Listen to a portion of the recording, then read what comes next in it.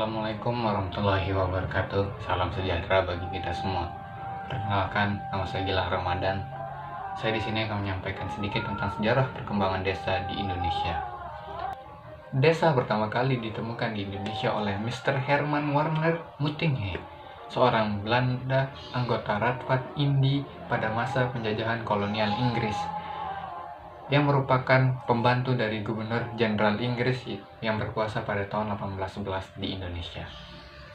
Desa sendiri berasal dari kata Swadesi yang artinya tempat tinggal, tempat asal, negeri asal, atau tanah leluhur, yang merupakan satu kesatuan hidup dan memiliki satu kesatuan norma dan memiliki batas wilayah yang jelas. Pertama-tama mari kita lihat sejarah perkembangan desa pada zaman penjajahan Belanda, di mana pada zaman penjajahan Belanda terdapat peraturan perundang-undangan mengenai desa, yaitu Inlas de Gemeente Ordonantie yang berlaku untuk Jawa dan Madura, dan Inlas de Gemeente Ordonantie Fun Buteng Western yang berlaku untuk di luar Jawa dan Madura pada tahun 1906.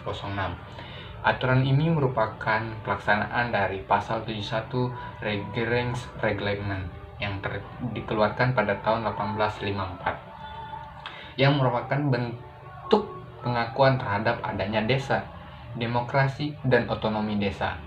Pada tahun 1854, pemerintah kolonial Belanda mengeluarkan Regeringsreglement yang merupakan cikal bakal peraturan tentang daerah dan desa. Selanjutnya, perkembangan desa pada zaman penjajahan Jepang, di mana pada zaman pemerintahan Jepang waktu itu dikeluarkan Osamu Seire, yaitu peraturan tentang berapa lama seorang kepala desa dapat menjabat dan gimana caranya dipilih.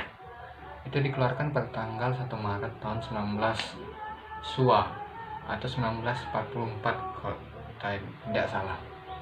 Pada masa pemerintahan Jepang, desa ini juga ditaruh di atas aza atau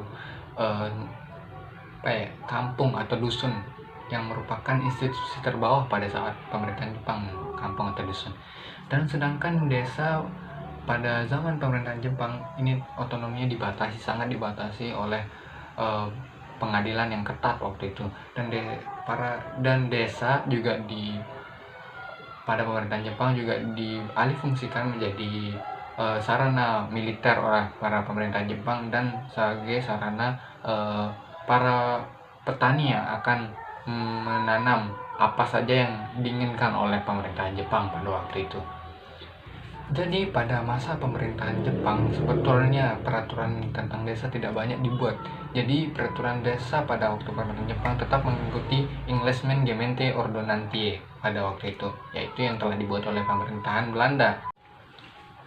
Selanjutnya, di mana perkembangan desa setelah Indonesia merdeka hingga sekarang, di mana pada waktu itu pengaturan tentang desa mulai diciptakan, peraturan-peraturan tentang desa. Salah satunya adalah UU Nomor 14 Tahun 1946 yang isinya mengatur tentang syarat-syarat pemilihan kepala desa, yaitu yang berhak memilih kepala desa yaitu adalah semua warga negara penduduk desa yang berusia 18 tahun, baik laki-laki maupun perempuan, ataupun yang sudah menikah.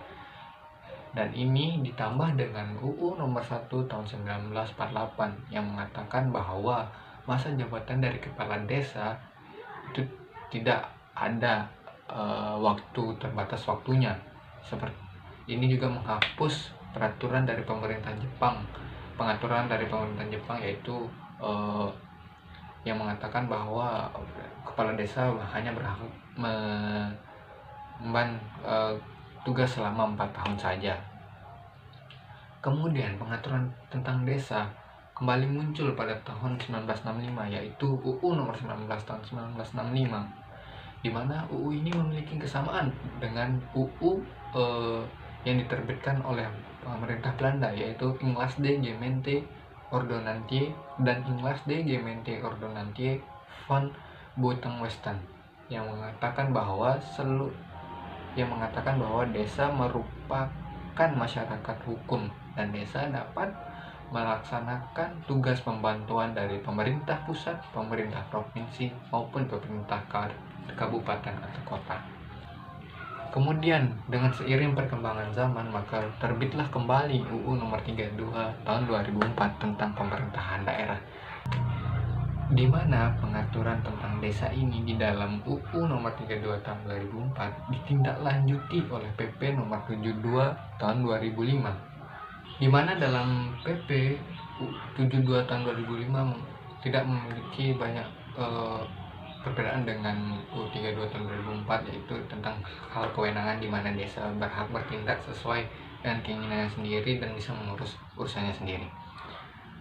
Desa sekarang merupakan adalah salah satu tempat di mana budaya Indonesia terdapat di sana, di mana di setiap desa memiliki keberagaman budaya yang berbeda-beda. Jadi desa merupakan sebuah warisan bagi negara Indonesia, yang dimana jika setiap desa sudah tidak memiliki kebudayaan mereka masing-masing lagi, maka Indonesia sudah dikatakan habis dalam budayanya. Indonesia tidak memiliki keunikan sama sekali, karena salah satu keunikan dari Indonesia ialah di mana keberagaman desa, keberagaman budayanya, keberagaman wilayah-wilayah yang ada di Indonesia. Jadi perkembangan desa dari waktu ke waktu akan semakin dinanti-nanti, akan semakin membuat penasaran gimana sih desa kedepannya. Apakah desa ini akan mengalami modernisasi yang sangat kuat sehingga menghilangkan budaya-budayanya?